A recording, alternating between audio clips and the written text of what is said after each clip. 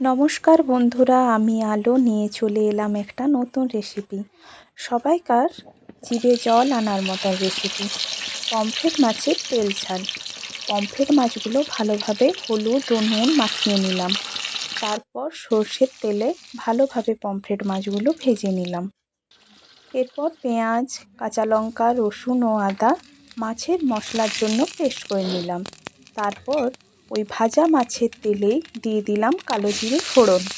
তারপর পেঁয়াজ কুচিগুলো আস্তে আস্তে দিয়ে দিলাম। এরপর পেঁয়াজ কুচিগুলো আমি একদম লাল লাল করে ভেজে নেব।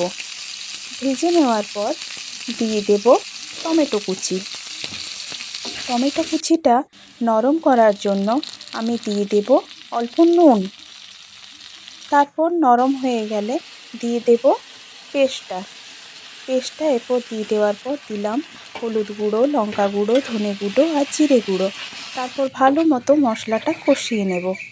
মশলা কষানো হয়ে গেলে জল দিয়ে দেব। তারপর মশলাটা ফুটে এলে দিয়ে দেব মাছগুলো।